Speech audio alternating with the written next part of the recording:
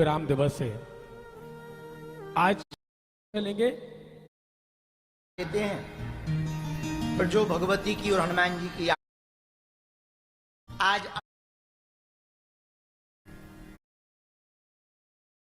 पावन पर्व में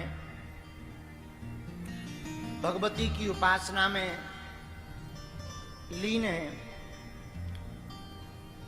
आज अष्टम दिवस का चरित्र गाने के लिए हम सब उपस्थित हुए हैं। आज की मंगलमयी चर्चा गाने के पूर्व में 2 मिनट ठाकुर जी का नाम संकीर्तन गा लेते हैं, पर जो भगवती की और हनुमान जी की आज्ञा होगी। लेट तो आज बहुत हो गए। कितने बज गए? 2-2:30 बज गए। बताओ, जितने बजे कथा विराम होती है उतने आज बज ही गए। आज चूंकि अष्टमी थी, जप भी बड़ी देर से हो पाया। कल मिलने जुलने में टाइम लग गया। फिर सुबह कन्या पूजन भी था आज प्रातः काल में, तो कन्या पूजन में भी थोड़ा समय लग गया। इसलिए बिना विलंब किए हुए 2 मिनट नाम संकीर्तन गाकर और जितनी भी भगवती की इच्छा होगी उतनी चर्चा को हम सब श्रवण करेंगे। सीता राम जय सीता राम।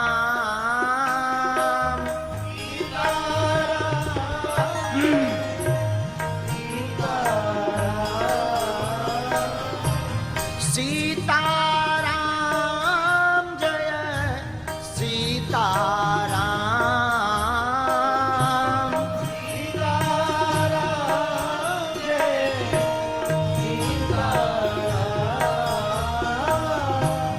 भज मन प्यारे सीता राम।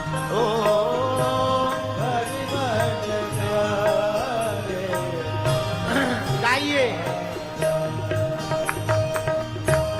राजा राम जय राजा राम। राजा राम जय राजा राम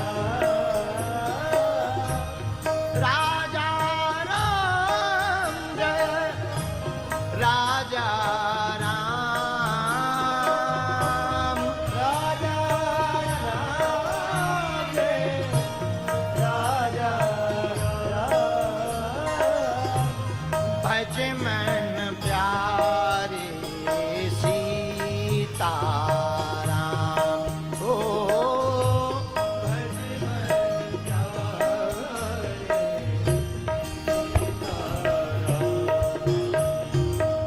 सीता राम जय सीता राम। राजा राम जय राजा।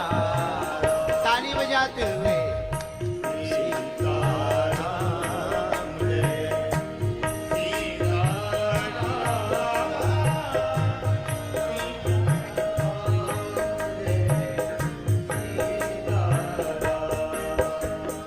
सीता राम जय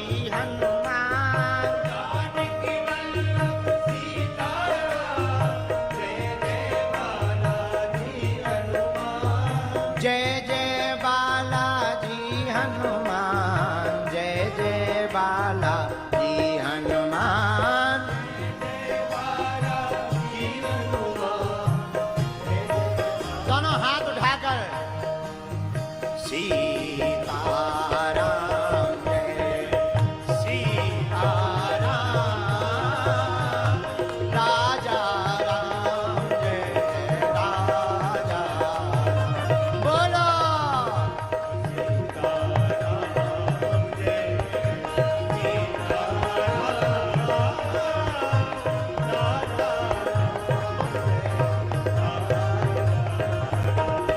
ताली बजाकर सीताराम जय सीताराम,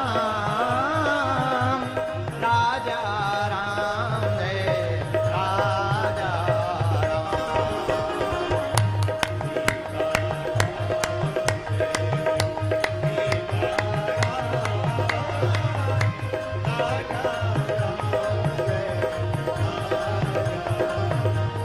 ओ सीताराम जय सीताराम, राजा राम जय राजा राम।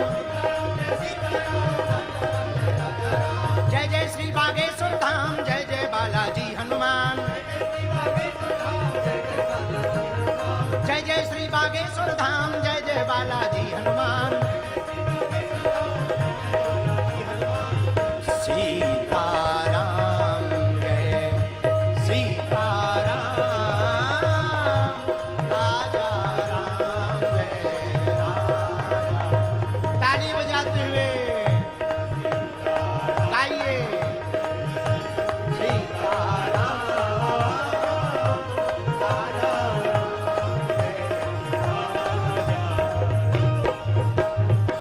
जय सीताराम,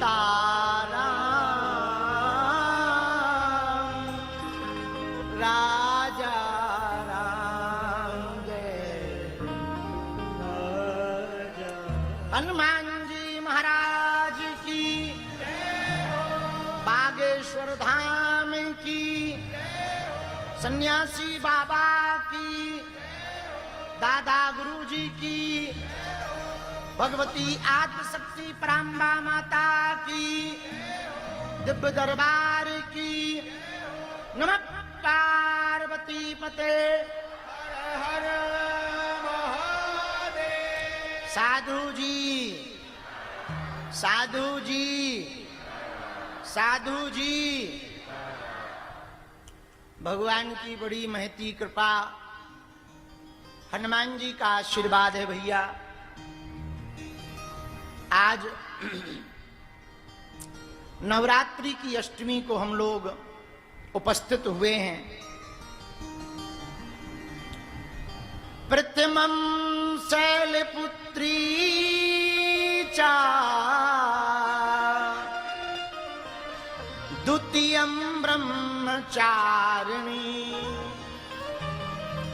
तृतीयं चंद्रघंटेति, कूष्मांडेति चतुर्थकम्, पंचम स्कंधमातेति,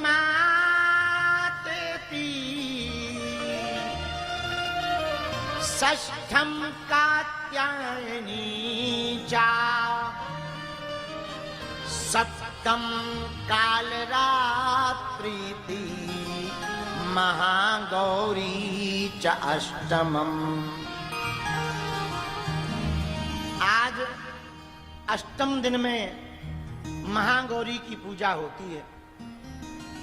यहां विराजमान पंडाल में, बाहर उपस्थित अथवा संस्कार टीवी चैनल के माध्यम से जो भी कथा सुन रहे, सुनो। आज की पूजा नवरात्रि में अष्टमी को महागौरी की पूजा होती है। किसकी पूजा होती है? महागौरी। अच्छा ये भैया महागौरी कौन है? बरहु शंभुनाथा रहूं कुंवारी। मां पार्वती जी का संकल्प था, हम विवाह करेंगे तो भगवान विश्वनाथ से करेंगे, भोले बाबा से, वरना ऐसे ही रहेंगे। सबने समझाया, पिताजी ने समझाया, काय को परेशान हो रही हो बेफिजूली में, हम बढ़िया वर देखेंगे, तुम्हारे मन का विवाह करेंगे भव्य, पर शंकर जी के चक्कर में ना पड़ो। नहीं मानी पार्वती जी। सप्त ऋषियों ने समझाया, नहीं मानी पार्वती जी। यहां तक कि स्वयं भोले बाबा ने समझाया, नहीं माने। तप करते करते पार्वती जी के देह पर धूल चढ़ गई, उमा की देह पर धूल चढ़ गई, शरीर काला पड़ गया, पूरे शरीर में रक्त के ऊपर त्वचा के ऊपर धूल। भैया पहले ऐसा दिखाई पड़ता था भगवती का स्वरूप मां पार्वती का कि दूर से यदि देखो तो बड़ी धवल देह दिखाई पड़ती थी, पर जब से तप पर बैठी इनका स्व का शरीर तो ढक गया, धूल का तन बन गया पूरा। मिट्टी के छोटे छोटे कणों ने पूरे रोमकूपों को भर दिया, रोमों को भर दिया, बालों को भर दिया, मानो काला स्वरूप पड़ गया हो ऐसी दिखाई पड़ने लगी। पर काली है नहीं, स्वरूप जरूर काली का है, पर तन उनका काला नहीं है। पर तप करते करते जब रक्त के कण शरीर पर पड़ गए तो दूर से काल स्वरूप में श्याम वर्ण में दिखाई पड़ने लगी। भयंकर धूल के कण रोमकूपों को, छिद्रों को भर दिए। तब भगवती का जो मूल स्वरूप था वो छिप गया। और कितनी अच्छी बात है यहां देखो, भगवान की शरण में जाकर अपने अस्तित्व को मिटा देने पर ही परमात्मा की प्राप्ति होती है। गुरु की शरण में, भगवान की शरण में यदि आप जाओ और अपने स्वरूप को मिटा ना पाओ, अपने देहाभिमान को मिटा ना पाओ, अपने अहम को मिटा ना पाओ, तो भगवत प्राप्ति असंभव है। मानो भगवती पार्वती ये संदेश देना चाहती हो कि जब भी परमात्मा, पूर्ण परब्रह्म परमात्मा को प्राप्त करना है, तब स्व का अहम और देहाभिमान दोनों का परित्याग करके बैठना पड़ेगा, तभी महादेव प्रकट होंगे। लेकिन जैसे ही भगवान शंकर प्रकट भये, खूब परीक्षा ली, पार्वती जी नहीं मानी। हम तो विवाह करेंगे तो भोले बाबा से ही करेंगे। तो भगवान शंकर डमरू त्रिशूल लेकर के प्रकट हो गए। हर हर देवी जी तुम हमारी परीक्षा में पास हो। तो पार्वती जी बोली, महाराज एक बात बताओ, आपने हमारी परीक्षा क्यों ली? शंकर जी बोले, हमने बदला लिया है। पार्वती जी बोली, कौन सा बदला? बोले, बा जब तुम सती थी तो तुमने हमारे प्रभु राम की परीक्षा ली थी सीता बनकर, अब तुम पार्वती बनकर आई तो हमने तुम्हारी परीक्षा ली के योग्य हो के नहीं। बदला चुक गया, अब तुमसे हम विवाह कर सकते हैं। महाराज जय हो आपकी। अब तैयार हो गई भगवती भी। भगवान शंकर ने कहा, देह तो आपकी छिप गई, थोड़ी देर रुको। अपनी जटाओं से गंगा जी को स्मरण किया भगवान शंकर ने। एक अंजलि में गंगा जी को लिया, एक छींटा मारा, पूरे रेत के कण धुल गए, रोमकूप एकदम धवल हो गए, तन एकदम धवल हो गया, शरीर एकदम गौरांग हो गया। भगवान शंकर का भी स्वरूप कैसा? कर्पूर गौरम करुणावतारम संसार सारम। भगवान शंकर का स्वरूप ही कर्पूर की तरह है, उनका स्वरूप एकदम धवल है। और गंगा जी के निर्माल्य के कारण भगवती पार्वती का स्वरूप जो रेत के कणों में छिप गया था, पार्वती जी का जो दिव्य तेज था, जो धवल देह थी, गंगा जी का शरीर पर, तन पर जैसे स्पर्श पड़ा, भगवती का स्वरूप भी धवल हो गया, एकदम चमकने लगा, एकदम ऐसे। ये शक्ति है। और दूसरा, एक तो तपस्या का तेज, ऊपर से हिमवान के घर पर प्रकट हुई। तो देखो, वही जो ठंडे प्रदेशों में रहता है वो गोरा रहता है, रहता क्या नहीं? अपने देश में अंग्रेज आते हैं, उनकी गोरी चमड़ी रहती, क्यों रहती है बताओ? वहां सूर्य तेज नहीं है, इसलिए उनकी चमड़ी जलती नहीं है। जलती नहीं है तो बड़े गोरे नारे रहते हैं। अच्छा, बल्कि उनको लगता है कि खराब है। और भारतीयों की एक विचित्र आदत है, 100 भारतीय बैठे हों, एक गोरी चमड़ी का अंग्रेज बैठा हो, सबकी नजर उसी पर रहती। हाँ, ये भारतीयों की बहुत विचित्र आदत है। एक अंग्रेज बैठ जाए, आ रहा बोलो देखो तो गुरुजी के अंग्रेज चेला है। अच्छा, 100 भारतीय चेला है, वो कोई नहीं देखा था। एक गोरा चेला हो जाए, आहा देखो तो मानो अंग्रेज प्रमाण पत्र देते हो। ये हाल है। तो गोरे क्यों रहते हैं? क्योंकि उनके तन पर सूर्य की रोशनी ज्यादा तेज नहीं पड़ती, इसलिए शरीर उनका धवल रहता है। पर बुरा न मानना, तन गोरा तो बहुत लोगों का है, मन किसी किसी का गोरा होता है। हमने एक दिन वीडियो में कहा था, काले नांग से ज्यादा काला मन वाला खतरनाक होता है। काला नांग तो दिखाई भी पड़ता है कि भैया ये काला है, काटेगा, बच लो। काले नांग से ज्यादा काला मन वाला आदमी खतरनाक होता है। बहुत लोगों की चमड़ी तो इतनी गोरी है, मन इतना कालो है कि पूरी अमावस्या बनी धरी। हाँ, ऐसे लोगों से सावधान रहना जिनका मन काला होगा। अब आप कहो महाराज हम कैसे पता करें कि इनका मन काला है? जिनकी कथनी और करनी अलग अलग हो, समझ जाना जी काले मन वाले। नहीं आई समझ में? आई समझ में? आई समझ में? नहीं, सुनो, जो कहें कुछ और करें कुछ और, समझ जाना वो ही काले मन वाले। और जो जो कहें वही करें, समझ जाना ये पक्का आदमी। तो पार्वती जी का धवल देह क्यों? एक तो भगवती साक्षात पराम्बा है, दूसरा हिमबान के घर पर प्रकट हुई इसलिए, तीसरा तप में तन और मन दोनों चमकते। ये तप का प्रभाव है। भाई सोना जितना आगी में रखोगे उतना ही तो चमकेगा। तो जैसे सोना अग्नि में रखने पर चमकता है, वैसे ही मन भी भगवती या पराम्बा या शिव जिस भी भगवान की तपस्या करें, उनकी तपस्या करने से मन भी चमकता है। तो एक तो हिमबान के घर पर प्रकट, दूसरा पराम्बा, तीसरा तप में तपी हुई, चौथा पूर्व जन्म से ही भगवान शंकर की अर्धांगिनी। तो वो तो धवल देह यही है। तो शंकर जी तो केवल गौरांग हैं, धवल देहधारी हैं, लेकिन भगवती पार्वती माता बोले महागौरी च अष्टमम, ये महागौरांग हैं। इनका स्वरूप बहुत गौरवर्णीय है, गौरांगमयी है। गौरी का एक अर्थ ये भी होता, दूसरा भी सुनो। हमारे पूज्य पटेरिया जी बहुत अच्छी बात एक कहते थे, बहुत दिनों तक वो हमारे साथ रहे। वो कहते थे भगवती का जो 8वां रूप है महागौरी का, वो बड़ा अभूतपूर्व है।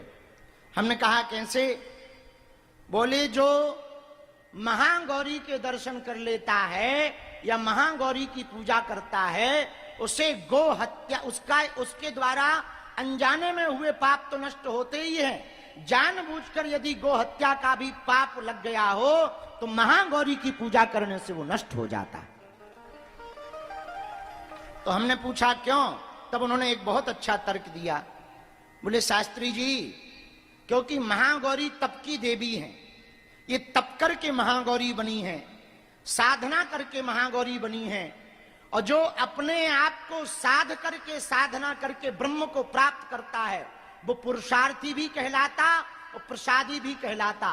पुरुषार्थ के बल पर जो परमात्मा को प्राप्त करता है, उसके भुजाएं हैं। कितनी भुजाएं हैं? बोलो बोलो, 8। अच्छा, इनको महागौरी क्यों कहा? गौरांग वर्ण के कारण। लेकिन इनको महागौरी दूसरा कारण क्यों कहा? बोले इनकी आयु 8 वर्ष है। कितनी वर्ष है? बोलो बोलो, 8 वर्ष की भगवती की आज पूजा होती है। और जो अष्टवें दिन महागौरी की पूजा बड़े भाव पूर्वक विधि पूर्वक करता है, तो जैसे पार्वती जी की मनोवांछित इच्छा पूर्ण हुई, वैसे ही साधक की भी मनोइच्छित इच्छा पूर्ण होती है। बोलो सीताराम, जोर से बोलो। और अष्टमी का बड़ा महत्व है। कहा हो? अच्छा, बारिश आ गई, चलो कथा सफल हो गई। वैसे इस साल तो 9 दिन बरसी, तो 9 दिन सफल है। आज तो हमारे यजमान जी के माता पिताजी भी आए हैं, अजय राय जी के। इनकी माता जी बहुत अच्छे भजन गाती हैं। हम जब गए थे तब हॉस्पिटल से आई थी, जब हम घर गए थे गोपालगंज कथा सुनाने गए, तो कुशीनगर इनके घर गए, तो ये बढ़िया देवी के भजन सुनाती हैं। बाद में टाइम मिलेगा तो एक सुनेंगे तुमसे। माता रानी के बढ़िया भजन सुनाती हैं। इनके माता पिताजी भी आए, बहुत अच्छी बात है। देखो, ऐसे पूत होने चाहिए। इनको पूत नहीं कहते, इनको सपूत कहते हैं। क्या कहते हैं? जोर से बोलो। ये पूत नहीं है, सपूत हैं। लेकिन कुछ ऐसे होते हैं कि माता पिता कथा सुन रहे हो तो बंद करवा देते, वो कपूत हैं। आओ आओ, खुद तो पूजा पाठ करते नहीं, यदि कोई कर रहा हो तो बंद करवा देते, समझ जाना वो कपूत है। सपूत कौन है? हैं? जो कहा चल रहा हो। एक काम करागी के लगे नक्कटा मूसा चंदा, बाहर बैठ जा।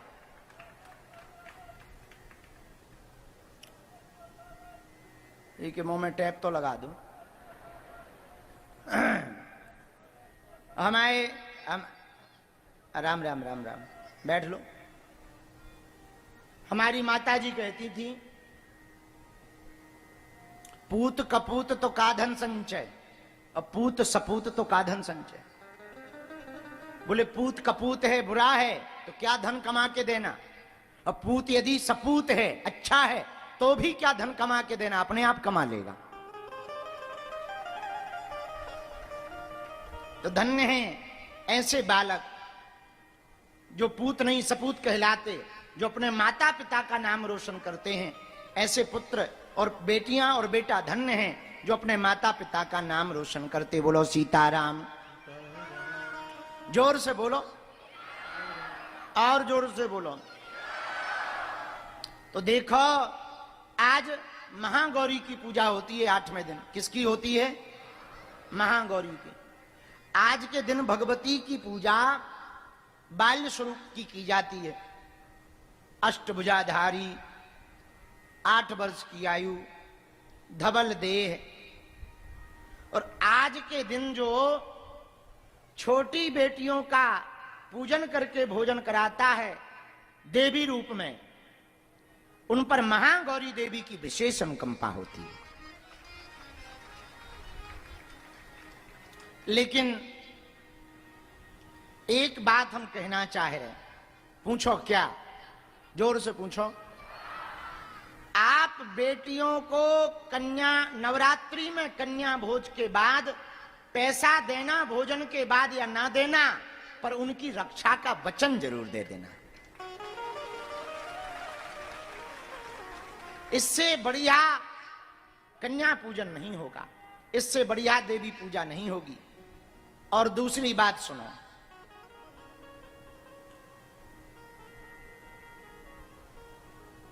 पात्र बनोगे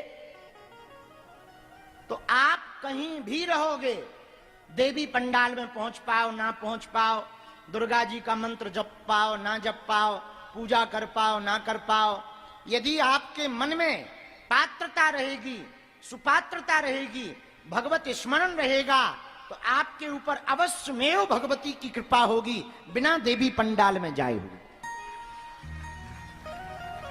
मान लो आप देवी पंडाल नहीं जा पा रहे, तो क्या देवी उन्हीं पर कृपा करती है जो पंडाल जाती है?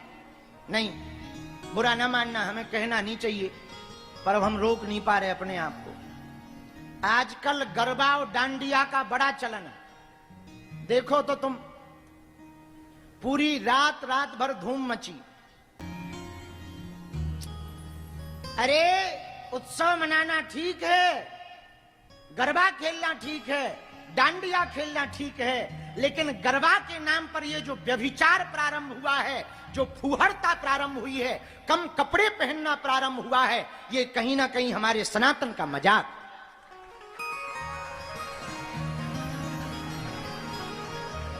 आधे से ज्यादा गरबा में जाने वाले बालक और बालिका गलत दृष्टि से गरबा खेलते हैं। 1% उनको देवी उपासना का इसलिए पुण्य प्राप्त नहीं होता।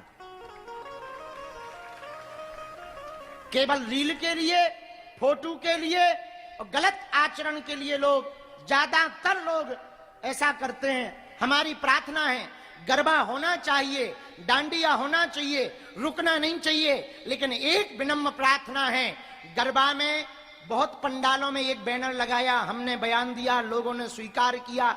हमने कहा कि जब हम दूसरे मजहब के लोगों की यात्राओं में नहीं जाते तो दूसरे मजहब के लोगों को हमारे गरबा में नहीं आना चाहिए। इसका पालन पूरे भारत ने कर लिया, बहुत अच्छा है, लेकिन एक प्रार्थना है, गरबा में उन्हीं बेटा बेटियों को एंट्री दी जाए जिनके कपड़े और पोशाक पूरी हो। इसका मतलब ये नहीं कि हमारी सोच छोटी है, नहीं, इसका मतलब ये है कि हमारा भारतीय संस्कार की महिमा, हमारी भारतीय परंपरा की महिमा की धज्जियां ना उड़े, मां दुर्गा के पंडालों की धज्जियां ना उड़े, दुर्गा पूजन पर कोई उंगली ना उठाए। बुरा ना मानना, जितना ईसाइयों से हिंदुओं को दिक्कत नहीं है, जितना मुसलमानों से हिंदुओं को दिक्कत नहीं है, उतना दोगले हिंदुओं से हिंदुओं को दिक्कत है। आप बुरा ना मानना भैया, सबसे विचित्र बात है, हमारे सनातन धर्म का मजाक जितने सनातन धर्मावलंबी बनाते हैं, शायद कोई मुसलमान बनाता होगा, शायद कोई ईसाई बनाता होगा, जितना मजाक हम लोग अपने धर्म का बनाते। कृष्ण जन्माष्टमी आती है तो भगवान कृष्ण पर मैसेज गंदे गंदे बनाते हैं, दीपावली आती है तो राम जी पर कुछ पटाखे पर ज्ञान देने लगते हैं, होली आती है तो पानी पर ज्ञान देने लगते हैं, और हम लोग सनातनी लोग ही अपने धर्म का मजाक बनाते हैं। नौ दुर्गा में 9 दिन तो दुर्गा दुर्गा करते, 10वें दिन दारू और मुर्गा करते।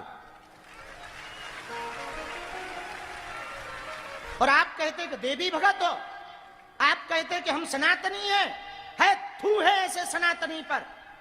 ऐसा सनातनी ना होना, विधर्मी होना ठीक है, जो खाए सनातन का और गाय धर्म विरोधियों का, जो देवी में 9 दिन तो कन्या पूजा करे, 10वें दिन बेटियों की रक्षा के लिए आवाज ना उठाए, वो कदापि हिंदू नहीं हो सकता।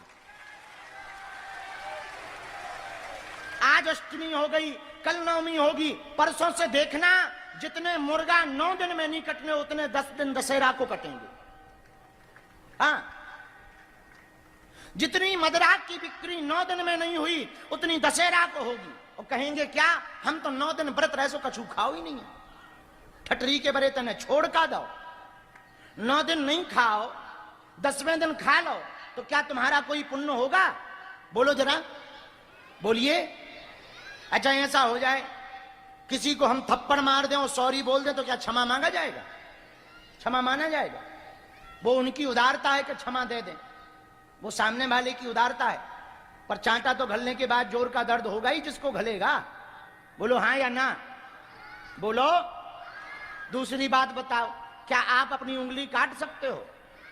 नहीं काट सकते। तो जैसे आप अपनी उंगली नहीं काट सकते तो किसी जीव का सिर क्यों काट देते हो?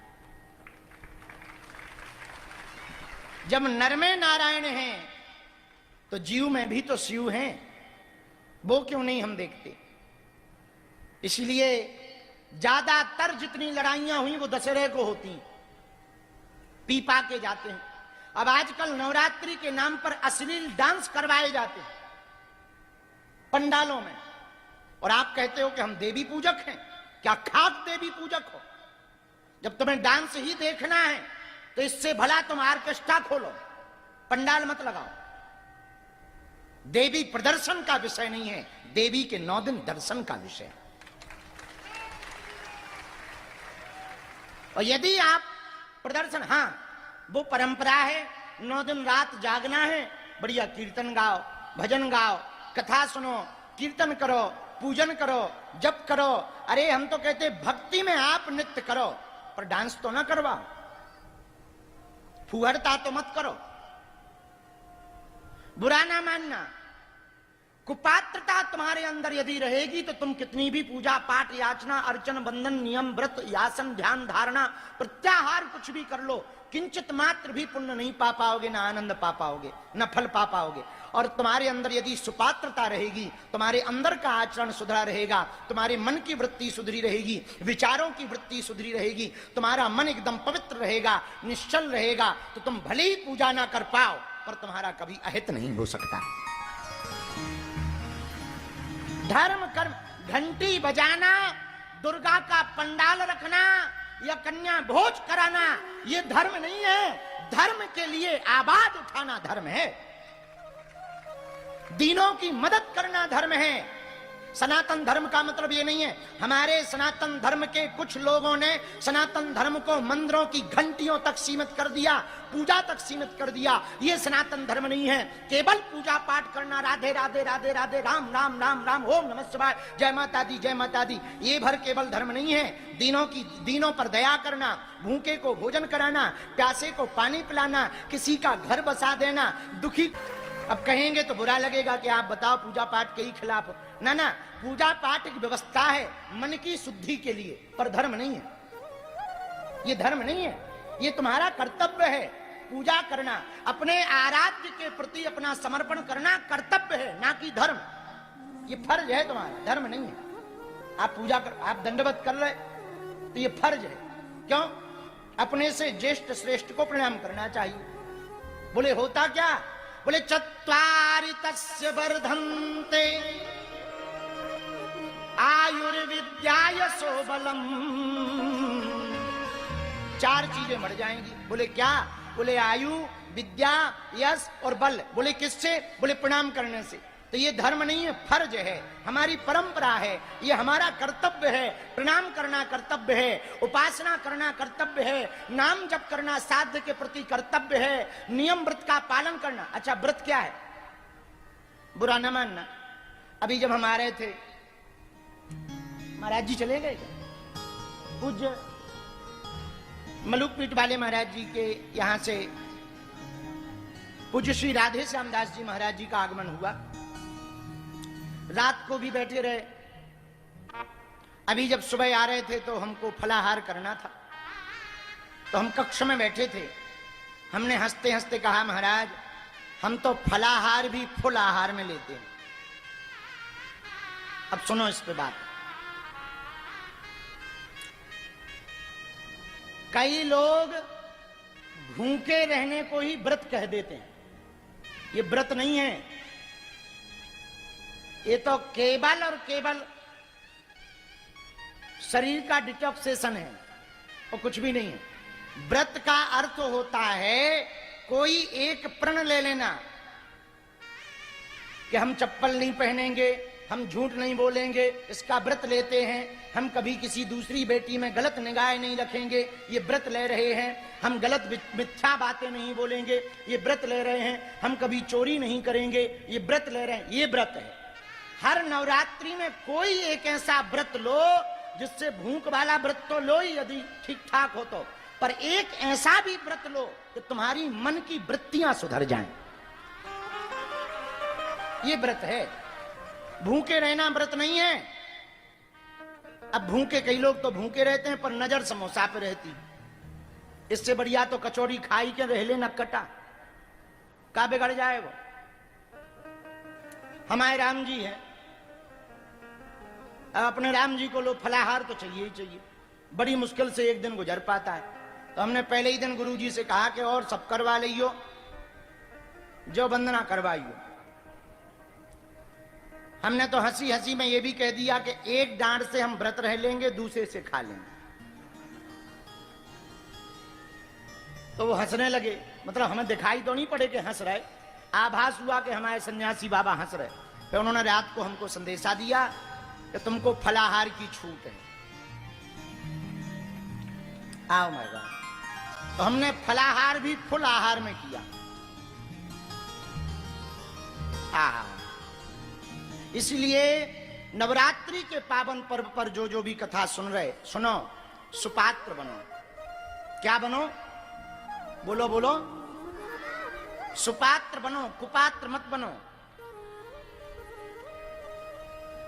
श्री राम जय राम, श्री राम जय राम, श्री राम जय राम, जय जय राम, श्री राम जय राम, जय जय राम, श्री राम जय राम,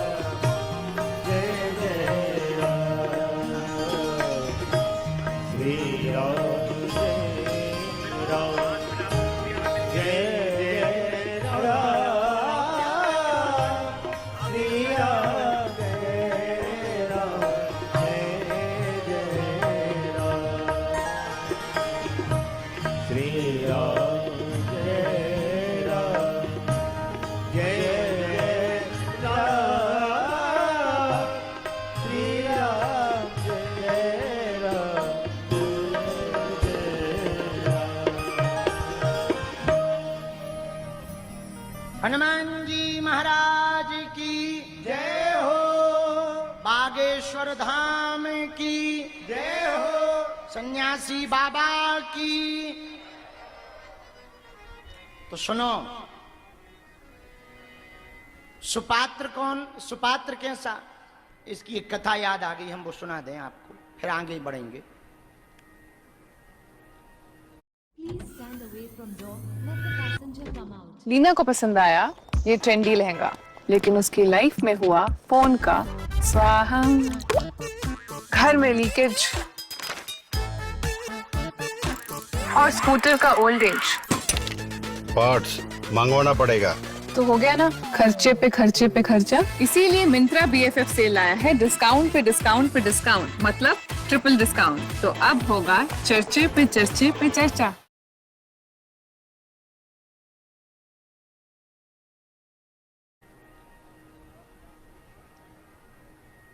एक सेठ जी के पास एक महात्मा जी गए, रहे होंगे तुम्हारे जैसे चेला। एक महात्मा जी गए, महाराज हमको दीक्षा दे दो। महात्मा बोले अगले महीना आओ।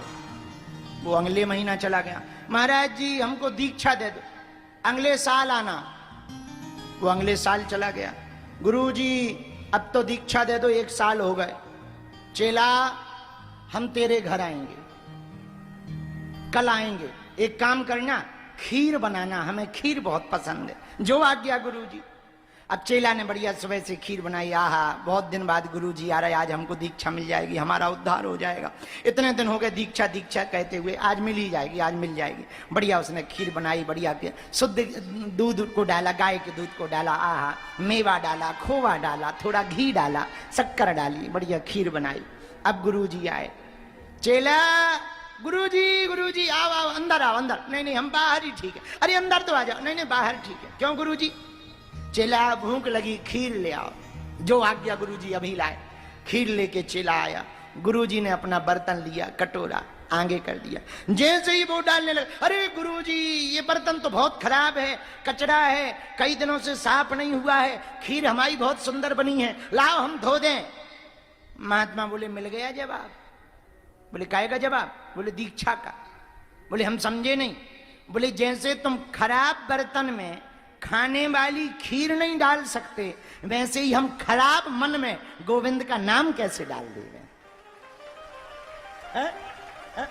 खराब मन में हम गोविंद का नाम कैसे डाल दें, कैसे दीक्षा दे दें? तो बोलिए गुरुजी करें क्या?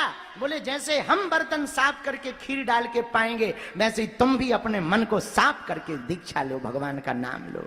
और बात भी सही है। रामचरितमानस में गोस्वामी जी ने लिखा, ए हा निर्मल मन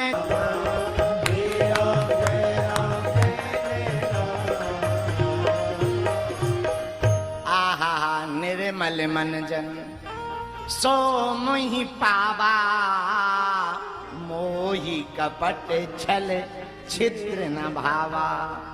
एक सूत्र और याद करो। पूछो कौन सा? जोर से पूछो।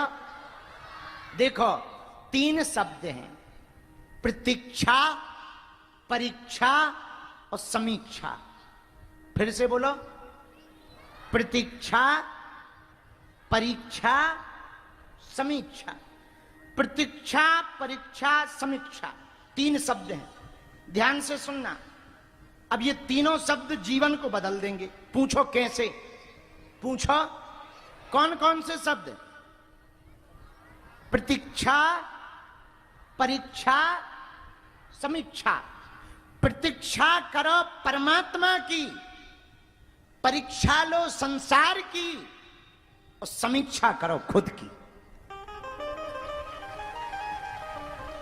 प्रतीक्षा करो परमात्मा की, परीक्षा लो संसार की, और समीक्षा करो खुद की। लेकिन हम लोगों ने सब उल्टा कर दिया। प्रतीक्षा कर रहे संसार की कि पड़ोसन आएगी, या पड़ोसी आएगा, या फलाना फ्रेंड आएगा, फलाना मित्र आएगा। तो प्रतीक्षा कर रहे संसार की, परीक्षा कर रहे भगवान की। हे हनुमान जी, तुम यदि सच्चे हो तो हमारी नौकरी लगा दो, नहीं तो तुम झूठे हो। ठटरी के बड़े, मूसर चंदा, नक कटा। प्रतीक्षा करनी चाहिए भगवान की, और कर रहे किसकी? संसार की। परीक्षा लेनी चाहिए संसार की, ले रहे किसकी? भगवान की। और समीक्षा, समीक्षा करनी चाहिए खुद की, और कर रहे दूसरों की। इसीलिए सब उल्टा फुल्टा है। अब जीवन को बदलना है तो तीनों को लाइन पे लगा लो। 3 सूत्र नोट कर लो। प्रतीक्षा, परीक्षा, समीक्षा। प्रतीक्षा किसकी करो? किसी ने की? रामा रामा रटते रटते बीती रे